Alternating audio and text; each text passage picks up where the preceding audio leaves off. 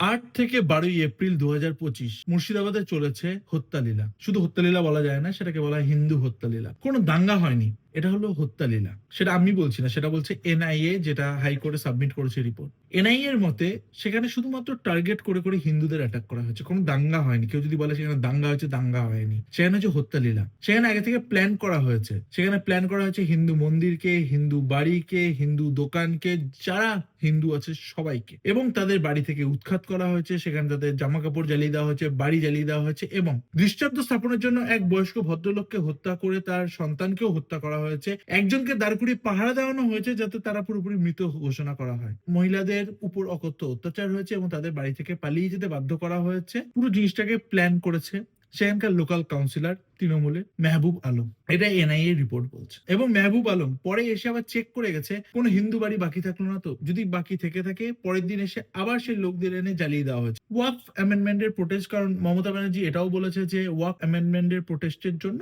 ওরা একটু রাগ করে গেছিল, তাই হয়তো এগুলো করে ফেলেছে। এটা মমতা ব্যানার্জির উক্তি। আমার প্রশ্ন, সে ওয়াকফ বিলের জন্য প্রোটেস্টের সাথে হিন্দুদের কি সম্পর্ক? সিএ প্রোটেস্টের সাথে হিন্দুদের কি সম্পর্ক?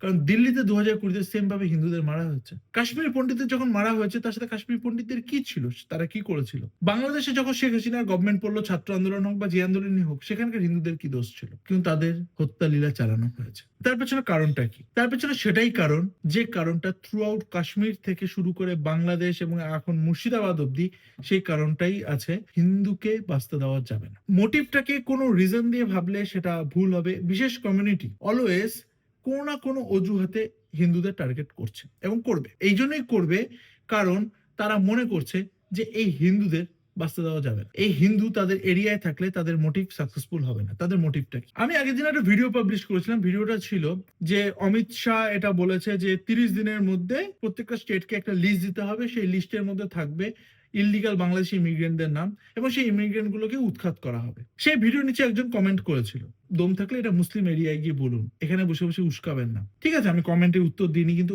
একটা ওয়ার্ড আমার খুব খটকা লেগেছিল, মুসলিম এরিয়া। আপনি কোনদিন শুনেছেন হিন্দু এরিয়া? আপনি কোনদিন শুনেছেন বুদ্ধিস্ট এরিয়া? আপনি কোনদিন শুনেছেন শিখ এরিয়া?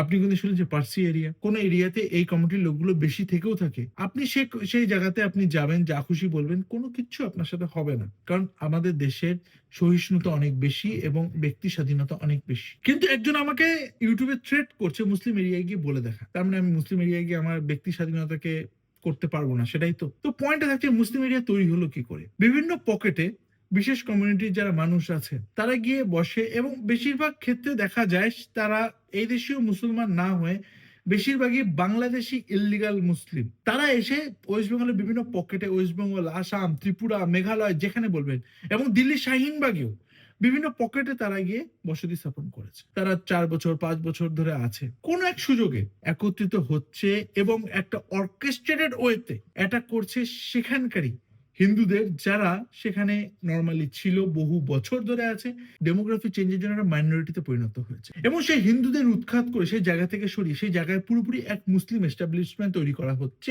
এবং সেখানকার ডেমোগ্রাফি কন্ট্রোল করা হচ্ছে। কারণ সেখানে কাউন্সিলর মুসলিম হবে, সেখানকার ভোট পুরো মুসলিম কমিউনিটির হবে, তাতে বাংলাদেশি ইলিগাল মুসলিমদের হাত আছে। যেহেতু স্টেট গভর্নমেন্ট কোনো তাতে তাগিদ দিচ্ছে না, সেটা বামফ্রন্ট আমলে হোক, তৃণমূল আমলে হোক, স্টেট গভর্নমেন্টের কোনো ব্যাপার নয়, কারণ স্টেট গভর্নমেন্ট স্ট্রিক্ট থাকলে এটা হতে দিতে পারেন না।